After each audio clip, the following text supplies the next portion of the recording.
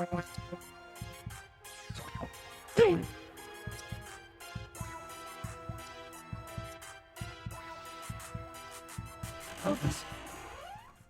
what's up, you guys? Hey, what's up, you guys? I'm Kathryn, And I'm Hayley. and we are Saturdays for the Ghouls. We're bringing you guys to the desert. Woo! I know it's probably the last place you want to vacation in the summer, but some people like the heat. Not us. Some people. No, we're not built for that weather. I'm barely built for this weather. That good old Texas weather. Yeah. Dallas, Texas is 100 degrees and a heat advisory right now, so it's terrible. I'm not leaving my apartment. I don't know what it is. It's at least 80s here, I think. I could tell you what it is. 70s or 80s. Yeah, you're walking it back just in case. I know. 76. 76. You want to come back so bad. Yeah, I do. You I do want to come do? back. Yeah, for sure. I hate the process of getting there, but I do want to come back. I can't though. I live here and I work here, so But you worked there before you moved. I worked there on an agreement that I was going to be moving here. Oh, damn. Yeah. Whatever company that you work for. I don't know their name. It's not important. McDonald's. I'm just going to say a different company every time we talk about it. Just make it like so confusing at where do I work? Sonic. Arby's. 7-Eleven. Hooters. Hooters. Chili's. They call it Twin. Oh, Chili's. They call it Twin Peaks here. They also have Hooters, but Twin Peaks is also another Hooters. They don't have that in Washington. Because I just know that my mom's church group went into a Twin Peaks and they were like thinking it was like a little, restaurant they could go to, and they walked in and they were like, no. these are like all like 50 plus single women. It was so fun. And then one of them like ran out, and the other two of them were like, "Can we see your menu?" And they like looked at the menu and they were like, "Okay, never mind," and like gave the menu back and left. They did not stay to partake in food there.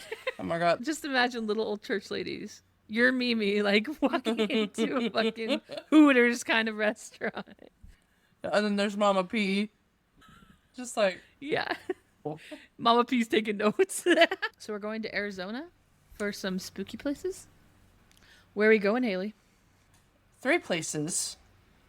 Okay. Okay. 2 are great little hotels. Okay. Nothing wrong with them at all. Nothing wrong. Okay. And then a little town. Okay. A little cute little town. Oh. Take me to Arizona, baby. I'm ready to go to Arizona. This is like the only time I ever want to go to Arizona. It's too fucking hot there. I've been there one time. Never wants to. And I hated it. It was very It was hot. It was too hot there. So take me there one more time. Okay. So, our first stop Our first stop. is the Jerome Grand Hotel. Sounds fancy. A grand hotel is not fancy?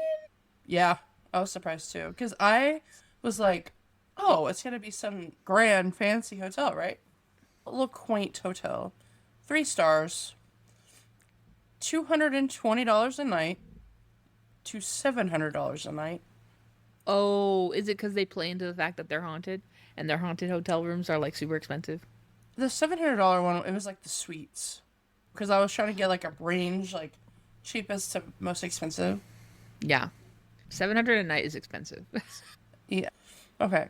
Before it became a hotel, it was originally a hospital called the United Verita Hospital, and that was built in 1926. A hospital. Yes.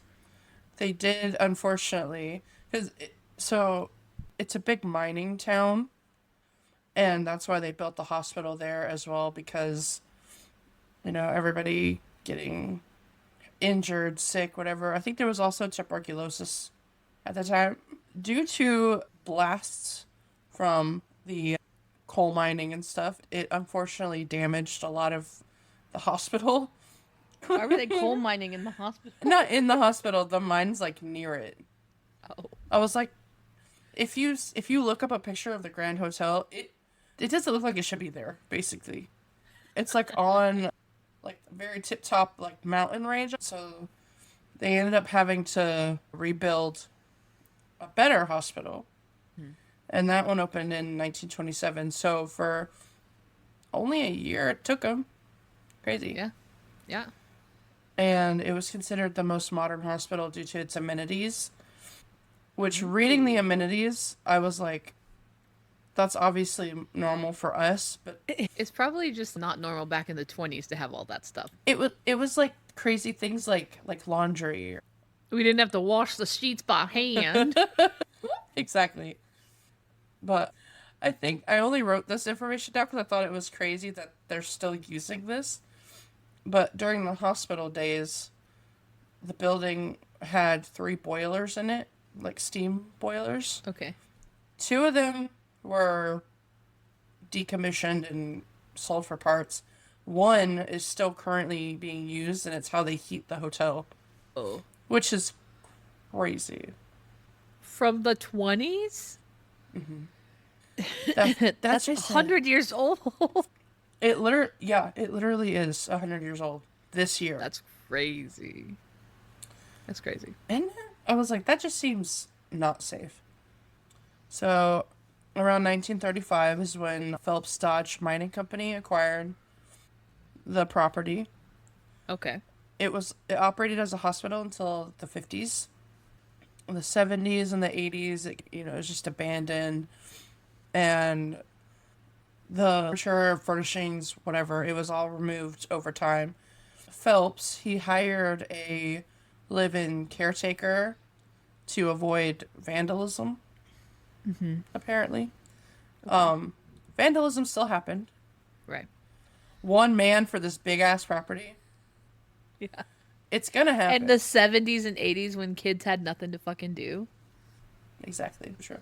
But like over the years, he would either have the caretaker, like a live-in caretaker, or he would lease it to a family to live in, which I think, I'm like, how would they live In there? a whole ass hotel?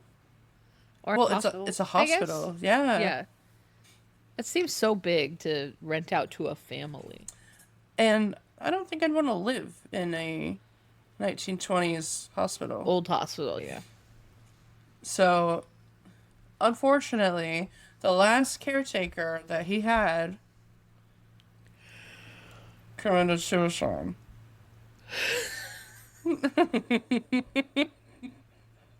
Why did you say it like that? Committed suicide. Committed suicide. It just feels like bad juju, man. We're trying to be light and happy and summerween. Yeah, but the places that are haunted for a reason. Yeah, tuberculosis. And it's usually tragic. Yeah, but that's not the only people that died there, was the tuberculosis people in this one. Yeah. True. So, yes, he did, unfortunately, commit suicide. And that's all the information I had at the time until I watched Ghost Adventures. Ghost Adventures. Because Ghost Adventures did an episode on this property. You know, Zach's really pulling out the stops for our podcast. Mm-hmm. Is he still in Ghost Adventures? He's the face of Ghost Adventures. I know, but for some reason I feel like at some point he can't be like an old man crawling around haunted hotels. It's like, my name is Jack Biggins. Yeah, that's... What's in here, Sonny? I'll get you, ghost. But there are like old episodes, like season 4. And for those of you who don't, those of you that don't know, Ghost Adventures is on season 26. That's crazy. So it's when they didn't really have, but just their little like cameras, and Yeah. it was more raw, I guess. Right. You should say. And Nick was still there. Wow, Nick. I have no idea what she's talking about. You never seen Ghost Adventures? You seen Ghost Adventures? I feel like I've seen an episode here and there, but I don't know anything about the fandom. Oh. I know of Ghost Adventures, and I know they're like, ghost hunters and stuff, and I know the Zach Baggins persona and stuff, but I did not religiously watch Ghost Adventures Oh, ever. I love Ghost Adventures. Yeah, it was always Zach, Nick, and Aaron. Nick left the show. There was shit going on between him and Zach. Nick tried to do his own show, but it didn't go anywhere. Sorry, Nick. Sadly. Not saying Nick's a bad guy, but Aaron is my favorite. I love Aaron. Aaron's the sweetie pie. Anyway, I'll talk about them forever, so. Next. Alright. The last main history point I have. So after the caretaker unalived himself, which was in the 80s, they boarded it up and they had police basically patrol the area up until about 1993, which is when the current owner, I'm not going to be able to say it, his name's Larry Amer. It's probably wrong, but anyway, he convinced Dodge to sell him the property, and they ended up turning it into what is now the Jerome Grand Hotel. Okay. One baby fun fact. 2003, I guess is when it started. They always have a 1928. This is the main attraction of this hotel, by the way. Not besides the ghosts, but there's a 1928 Springfield Rolls-Royce Phantom 1.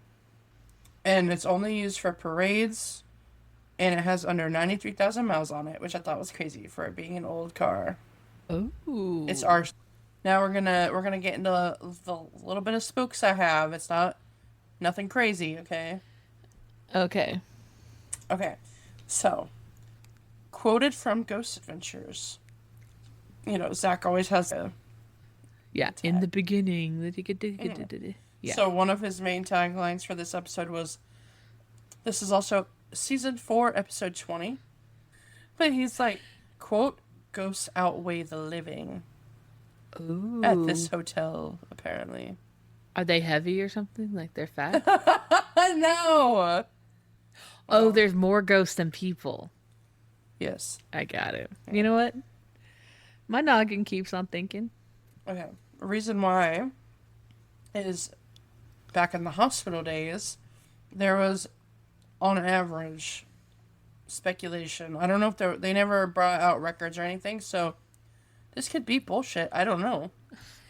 But it's estimated that 1 death per day that the hospital was operational, which adds up to about 9,000 deaths. That's a lot. It was only, if you think about it, it was only a hospital for 20-something years. It wasn't like... Right. It wasn't all 100 years. Exactly. No, but it is a lot. Put 9,000 people in a room. Now, some of the spooky things and possible people that are haunting this location. The carekeeper, or the caretaker. That's one of them. Okay. All right, so 1935, okay? Okay. This man named Claude was found under suspicious circumstances. Murdered. Suspicious meaning there's an elevator, which is still there, by the way. Ew. This old elevator. It still works. 100-year-old elevator. It still works. I don't want to get in it. It's literally one of the ones where it just goes down. You can look, if it goes up, there's no doors that close. But, as soon as it goes up, if you look down, you can see the shaft. There's no cover or anything. Right. This man was found, if you go to the hotel, they have it outlined, the chalk still, where the body was. Because it's a piece of the history, crazy. Right? I know. But really, it's an outline of the body, but where the shaft starts, the edge is, where the neck is. So, so they're saying that he got decapitated by this elevator, but they wouldn't allow, an autopsy to be done, or, they just said that it was a suspicious death. That's crazy. That's literally crazy. And then what I thought was crazy is in the episode, Zach lays there, because of course he does. He lays in the outline, and he's trying to film what it looks Yeah. like. And they're having the elevator come down slowly. I panicked. I know Zach's alive, Right. but like I panicked for him because as I'm watching it, because he's watching it through the fucking lens of his camera, depth perception is off. Right. So he's laying there, and they literally, Nick and Aaron had to grab his feet and pull him because he wasn't moving, and the elevator was like about to hit the camera. Oh my gosh. And I'm like, he almost fucking died. That's crazy. Yeah. So I was like, you're fucking crazy, man. Anyway, so that guy is apparently haunting the hotel. Probably the elevator. Yeah. All right. So in the episode, they interview this man named Lonnie Anderson in the same parking lot as the hotel. It used to be one of the wings of the hospital, but it's just it was just his little workspace that he works at. And the boys were like, let's go investigate this area. And Lonnie, he basically just stays in one section and he doesn't venture much at all. It's a big area too, like a big warehouse. And when he's working or if he has to go somewhere, he'll be like, oh, excuse me, just walking this way, or I'm just going to go to the bathroom. He's walking to them. And there was a maintenance guy that worked for him, I believe. Okay. Is what they said. About 2 to 3 years prior to the episode that they were filming. And he had committed suicide. Oh. In that building because he was like seeing things. Oh. And then they brought up the caretaker that did the same thing. And supposedly he was also seeing things. So their theory is that the entities or whatever that are in this building are like causing people to go crazy and kill themselves. Yeah. So that's the theory on those two. But to wrap up what we have, these are just some things that they caught or that have been recorded previously by other people. Normal EVPs, always. Slamming doors. Okay. Not scary. Basic stuff. Yeah. Room 32 is the most active. And they believe Claude Harvey, which is the elevator guy, and the caretaker haunt that room. There's also Ghost Cat. Ghost Cat. Ghost Cat. Ghost Cat. It's exciting. Ghost Cat. There's been ghost calls. Like phone calls? Yeah. And then I think the scariest one for most people is there's been a ghostly figure seen that they call the charge nurse, or just the nurse. And it's a lady that's dressed as a nurse, and she was very angry when they were originally doing renovations because they had moved her desk around or something. So then she started, and then all the activity stopped after the desk got moved back to where it originally was. Yikes! Crazy. That's scary. And then the other kind of creepy thing to me, because I just hate noises in general, but a lot of coughing and wheezing because tuberculosis. Oh, because it's a hospital and people are sick.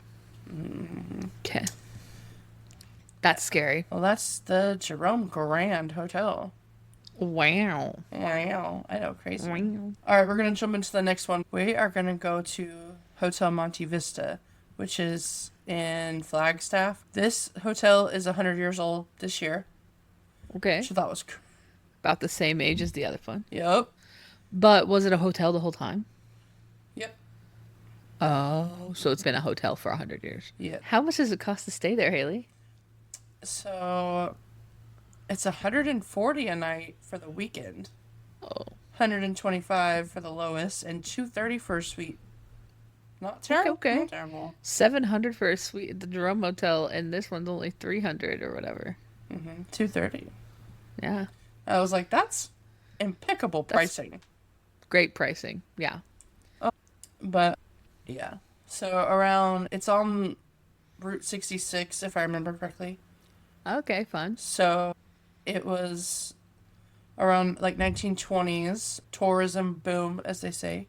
And there was a bunch of outdated hotels, and basically, for some reason, I don't know why, but they did a fundraiser and raised $200,000 in the 20s to build this hotel Wow. because everyone wanted a more like fancier like hotel like for celebrities to come and, bring Yeah. business to Flagstaff. Yeah. And not author, or it says novelist, but same thing, right? Hmm. Author Zane Grey. I've never heard of him, but Okay. he's like a big name in this hotel. Like he was like the main funder. Oh, But I was like, I've never heard of this man. I've never heard of him either. But let's see. Oh yeah, this was the one with the. Okay, because I couldn't remember if it was the last hotel or this hotel that had these rooms. Yeah. Um, so June 8th, 1926 is when the building started. They still have these, but they have traveler rooms, so it's like hostel type rooms Oh, where you could not pay me enough to stay at a hostel. I know I was like I want my own shower and bathroom. I'm sorry. Yeah, 100%. And I don't want to be sleeping in a bunk bed above fucking Smelly Joe and like, you know, Cindy Yoo-hoo in the corner, cracked out or something. I don't know. I just don't want to stay in a hostel. I'm scared of them. That's so I'm sure that funny. there are nice hostels, but in my head, they're all just creepy people, not people you want to share a room with. Yeah, I couldn't do it. I also when I hear hostel, I just think of the movie. Right. That doesn't help, obviously. But like every depiction of a hostel, even outside of that movie, has not been fun. It's just creepy. It's like, I don't know. But hey, it's cheap. If you want to travel cheap, then True. those are the ways to go. Uh, I'm just a little more high maintenance than that. oh, I know. Only the best for Catherine. Only the Yes. best. Yes. Those are the cheap rooms. Originally, the hotel was called Community Hotel because community Okay. came together as one. Right. Whatever. Um, it became Monte Vista. They were running a contest, right, to name this hotel, and a 12-year-old won and named it Monte Vista. That's crazy. Yeah, I was like, oh, okay, 12-year-old. Pop off. I wonder where that 12-year-old is now. Probably dead. If it was 100 years ago, Yeah, bro. it's likely he's probably not alive. It depends on when the contest was, post community hotel. You know what I mean? Right, right, right. He could be a very old man. Very. We don't know how long it was named Community Hotel for. Or that for like even 30 years, he could just be like 80 something, 70 something. He could be the age of my mom, you know? Oh my god, did we bring him on for the pod? Sir, why did you name it the Monte Vista? Joke's on you. Stanley? No, I'm just kidding. You're like, I was way ahead of you. Way out of you. He's right here. Just hear the walker, the shaking. Yeah. Where are So, we at? Stanley. I know his name's not Stanley, but Yeah, I don't know. yeah. Yeah. Yeah. 12-year-old. 12-year-old won contest, renamed the hotel Monte Vista all the way to Fun. this day. Wee. Yee. If I was that kid, though, I would never shut the fuck up about it my whole entire life. I would be a fucking menace to society from 12 years old until the day I died. Being like, I got to name a hotel one time. That would be one of my two truths and a lie. Oh man. All right. So just some small little tidbits of history information. We have her name is Mary Costigan. Okay. Costigan? I don't know.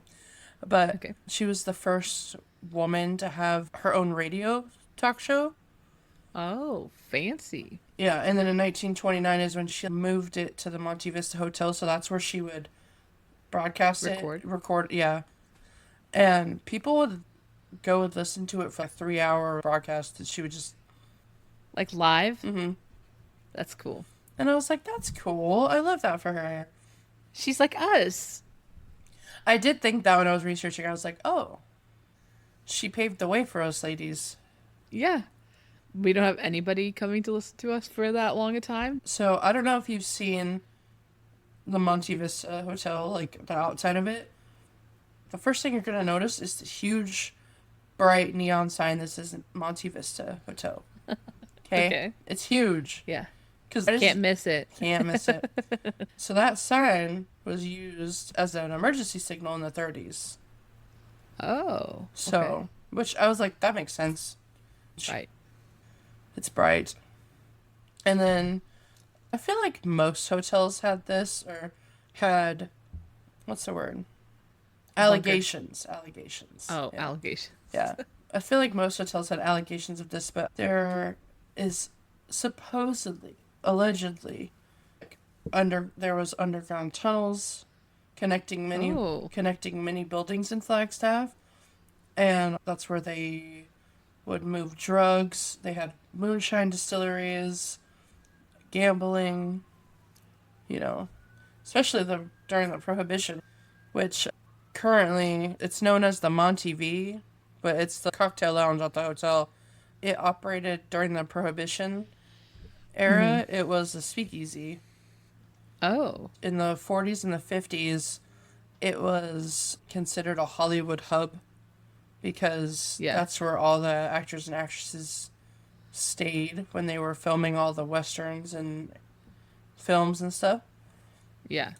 And you can see the hotel in Casablanca and Forrest Gump. Oh, okay. I was like, oh, I've seen that one. That's funny because Forrest Gump's not set in Arizona. Right. Continuity issues. Neither's Casablanca, honestly. They said it just looks really nice. All right. So now... To the spooks. Okay. So we got 7 stories. Wow. So the first one, they're very short. But the first one is room 220. Okay. And it's supposedly haunted by the Meat Man. Ooh. Yeah, which sounds gross. Like a butcher? Yes. It's just a man covered in meat. He's Lady Gaga. He did it before Lady Gaga did. It says, this bizarre long-term boarder was known by his strange habit of hanging raw meat from the chandelier. Gross. Ew. In the early 1980s, the lodger was found in his room 3 days after his death. 80s. Not long after this boarder's death, a maintenance worker was working on a few repairs when, in need of a new fixture, he left the room, turned the lights off, and locked the door. Returning only a few minutes later, he found the television on at full volume, and the linens on the bed had been ripped and scattered around the room. Today, it is common for the television to act on its own accord, as well as reports of cold male hands touching guests in their sleep. Ew. Ew. Assault. Report. Tell an authority. Call the Ghostbusters. You know what? It's one thing when it's a cold woman's hand, but when it's a cold man's hand, that's aggressive. And it's going to smell like meat. Ugh. Gross. All right. Next we have room 305. 305, baby. And it's called the rocking chair. Ooh. So it says, featured in many paranormal shows and popular amongst curious guests. Not Ghost Adventures. Room 305 is by far the most active room in the hotel. There are numerous reports of seeing a woman in the rocking chair near the window. Guests and housekeeping have reports of seeing the chair move by itself and knocking coming from inside the closet. History tells us that years ago, an elderly woman who was a long-term renter would sit by the window for hours on end. No one knows what she was looking at or looking for. Could it be she's waiting for someone to return, even in death? Oh my gosh. Scary. Next we have room 306. Another woman of the night. Ooh. Says years ago, Flag's red light district could be found just south of the railroad tracks, just 2 blocks from the Monte Vista.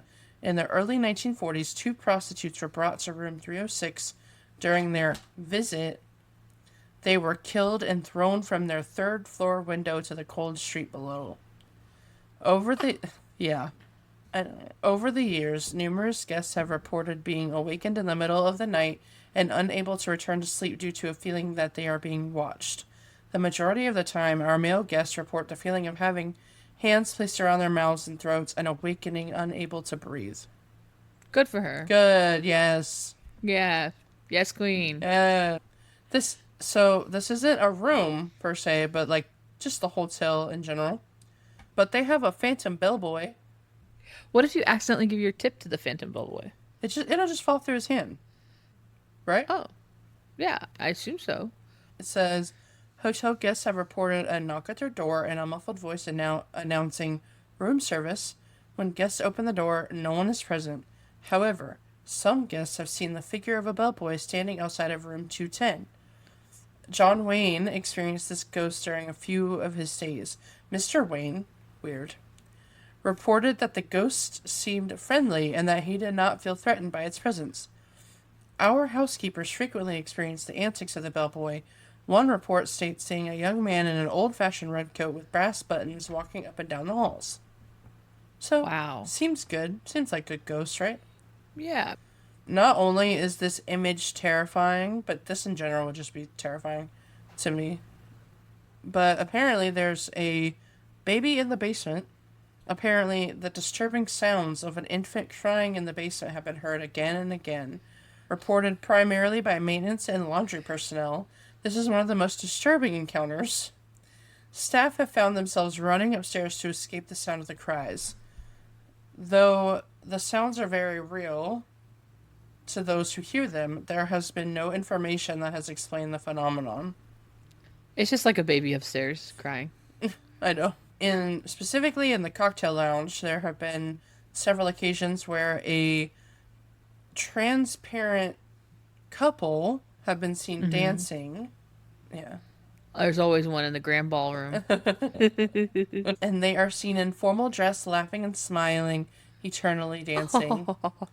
Oh, that's just so sweet. The bank robber. Ooh. In 1970... Is there a bank inside the Monte Vista? Only one way to find out. Just kidding. So, in 1970, 3 men robbed a nearby bank. Sorry, not in the hotel. Oh. Dang. During the robbery, a bank guard shot one of the men. Despite their injured comrade, they decided to celebrate by stopping in the lounge to have a drink. The wounded man bled to death while enjoying his last drink. Since then, both patrons and staff have reported being greeted by an anonymous voice saying, "Good morning." There have also been reports of bar stools and drinks that seem to move on their own. It's just a random man saying, "Good morning." Yeah. Good morning. It's freaking Stanley. Stanley, what are you doing here? I named this hotel. And that is the Monte Vista Hotel. Ew. Who knew Arizona had 2 haunted hotels? Oh, there's more. There's more than that. Okay. So our last and final one is the Vulture Mine / City. Okay. In Wickenburg, Arizona. Wickenburg. Wickenburg. Okay. And sounds like witches. no. All the way back, 1863. Henry Wickenburg struck gold. Burn him at the stake. I'm just kidding. Struck gold, literally. Struck gold in a Vulcan mine. Yeah, so I did see later they did name it Vulture Mine because of all the vultures around. Yeah. Yeah. And it's a mine. Yeah. Vulture City, whatever. So, this is in today's numbers. Okay. But the mine was active from 1863 to 1942. Oh. And in between all those years that it was active, over $200 million worth of gold and silver were found. 200 million? Okay. Crazy. That's crazy. Obviously, big boom. Everybody wants a piece of it, so then everybody flocks to it, right? Thousands of people. At one time, there was 5,000 people living in this tiny town.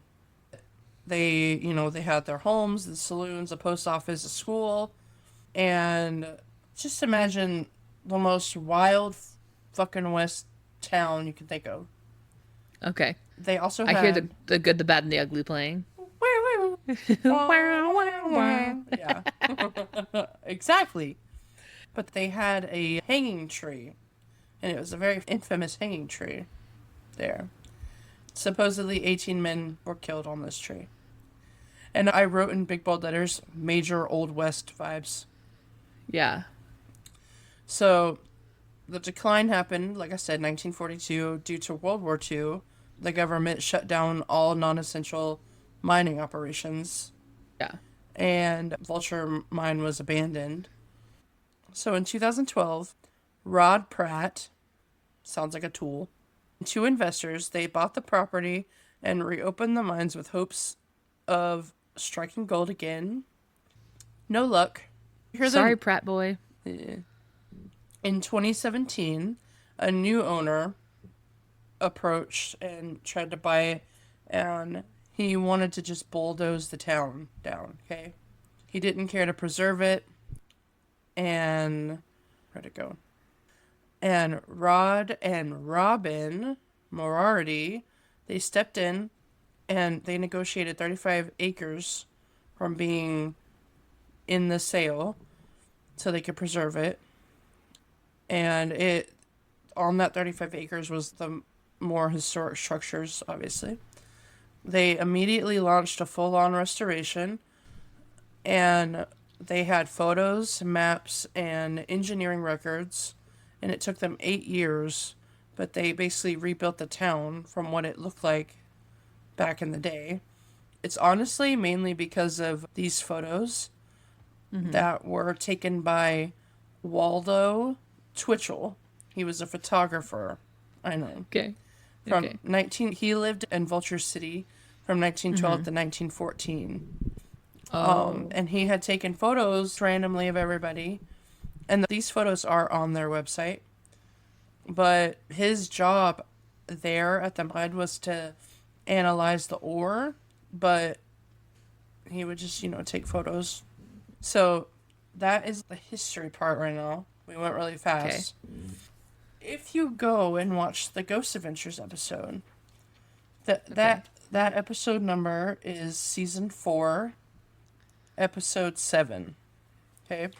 They spent all season 4 in freaking Arizona, probably. That episode was filmed in 2000, early 2000s, so before 2012. Okay. So that's peak Ghost Town. Okay. Like all the restorations is before they even, like someone else even bought the property. But in the episode, they literally, the road to Vulture Mine gets shut down due to weather. There's a flood happening, a flash flood, and the road is literally blocked off. And Zach is like, we have to get through our lockdown, blah, blah, blah. And they're literally driving. There's water. It's a river. There's no road there anymore. Yeah. And the police end up showing up because they're like, why are these random guys? Because they had passed all the barriers. Right. Like all the safety barriers. And so they're absolutely not, you can't go. So then they had to come back. I think they came back 2 days later or something. And Zach's like, these ghosts curse and they're trying to curse our investigation and blah, blah. But because they knew all the way out there that you were coming in there. Oh yeah, for sure. Now I'm gonna save the cutesy stuff for last because it's my favorite. Okay. So these are the spooks. Dolls. Oh gosh. Dolls. They have a whole section of dolls apparently on display. Everything's history now and they have it in cases and whatever. Yeah. They have Dolly. That's her name. That's one of their names. Okay. There's Dolly is supposedly possessed by Izzy, who's a little girl. And she moves a lot in the middle of the night. The scuffs on her shoes. Traumatized by the freaking Haunted Dolls episode. And then we have Libby, who is a doll. Libby's a doll. Okay. Who is haunted by an adult female, and she usually is the one that communicates a lot. And she also moves. Hate. Okay. Hate. In the blacksmith area, there's a lot of banging that happens. Okay. So then we have the post office.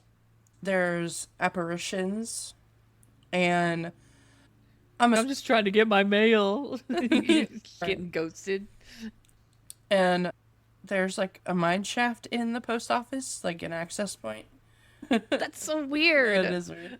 Because it says that there's faces seen in the mine shaft, along with and apparitions, which is scary, terrifying. Scary, no good. Scary, no good day. I would not want to be a mailman in that town. I can't. And then they have the assay room.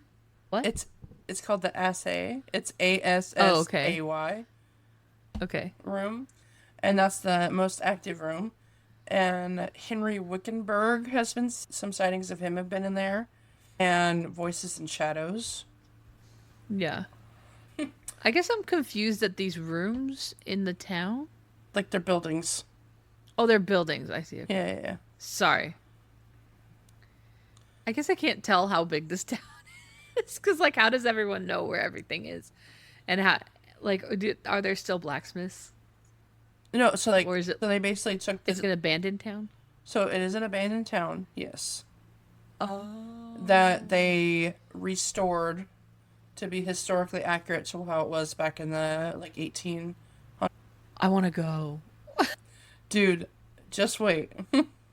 I also want to go. It looks cool, actually. And then, of course, we have the brothel. Oh, no. There's apparently playful, flirty spirits. Hey, you go, girl. Music and laughter. Levitation. Oh. Okay. Now. You just feel alive and uplifted there. In the Ghost Adventures episode. Okay. Aaron goes into a room, into a building, and there's a piano off to the side. It's silent, and all of a sudden, they replay it, obviously, so you can hear it, but you can hear, like, piano music, and... Like, full-on music, or just, like, people pressing keys? Like, pressing keys. Oh. Like, you can hear, like, the music of, like, a piano playing, and Aaron obviously freaks out, and then they review the footage, Zach comes in, whatever, and they go over to the piano, and they're, like, pressing on it, and they're, like, trying everything, and they're showing everything. It's not making no noise. Not good. It's not tuned up. That part, I was like, that's crazy. That is crazy. Anyway. Now, you ready for Demi Lovato? Oh, yes. Okay. I was promised Demi Lovato and French fries. I don't know what year this happened. Okay. But on the website for Vulture City... She made it to their website?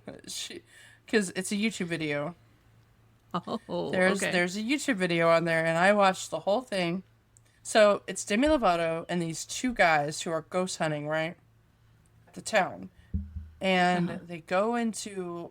I'm pretty sure they go into the brothel. Okay. But they have a piece of equipment in there that they are like, if it's a yes, flash once. If it's a no, flash twice. It's something like that. Okay? Yeah. They start communicating with this ghost, who they say that her name is Carmen. Okay. And she was a worker at the brothel and she had bad experiences with men and didn't trust men. And so... But she trusted Demi Lovato. So, because it's her and the two guys, and she doesn't want anything to do with these guys. She's not answering to them, but as soon as Demi would ask something, and she would be like, she would immediately get an answer, and then she was like, do you want them to leave? Ghost said yes, so the boys left, and Demi's in there by herself, and she's like, talking to her a little bit. She was like, I heard you like music. And she likes music. And she's like, I'm a singer. And I shit you not, she sings. She was like, do you want me to sing a song for you? And the ghost said yes. And Demi Lovato sang her song. She was like, this song makes me feel empowered when I'm feeling my lowest and blah, blah, blah. Is it Skyscraper? Yes. She sings Skyscraper to this ghost. No, The whole thing? The whole thing. And she made a deal with the ghost. She's like, if I sing this song, can my friends come back in? And she said yes. So she sings her Skyscraper song. And it was equally beautiful and cringy. I was like, what the fuck? So, do we think this was like Skyscraper era? Did she look like she was Skyscraper era? Like post Camp Rock? If I remember correctly, I think she had a side shave. At least she didn't sing like, I think I ought to die. Like that. True. I feel like Skyscraper is much more palatable. Okay. So there's the Demi Lovato part.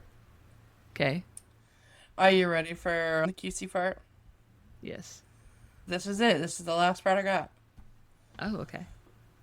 So at Vulture City, Vulture Mine City. Okay. Yeah. You can have the wedding of your dreams. Really? Why Why didn't you get married there? Dude, if I knew it was an option, maybe. And if it wasn't too expensive. Yeah, it's a little pricey, Okay. but it's so cute. Okay, so the most expensive, so up to 250 guests, it's $14,000. Oh. Okay. Okay. Which isn't crazy. That's not bad. Yeah. And it says, quote, the complete Vulture City experience. Celebrate with all your friends and family under the desert stars. Okay. It's so cute and rustic, and I was like, it literally looks like my wedding. It's just in a ghost Where town. are you going to stay?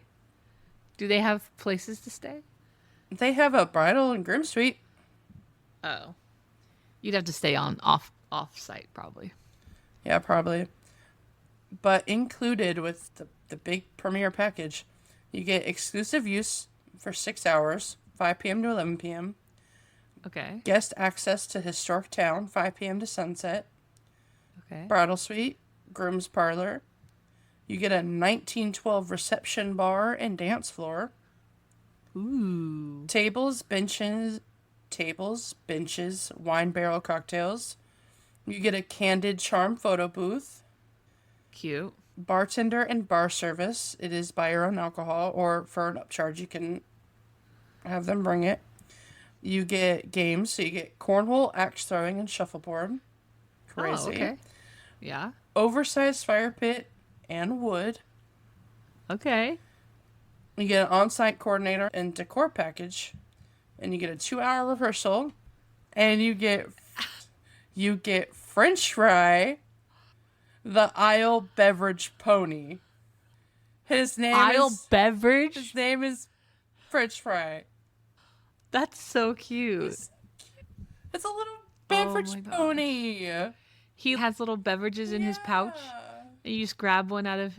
Is he like a mini pony or like a real pony? I'm thinking a mini pony. Probably a mini, like little Sebastian on Parks and Rec. That's so funny. Isn't it cute? Wow. Yeah. 14K isn't that bad. That's crazy. They do have add-ons, okay? I only wrote 2 of these down, or 3 of these down, because I was like, ooh, that's cool.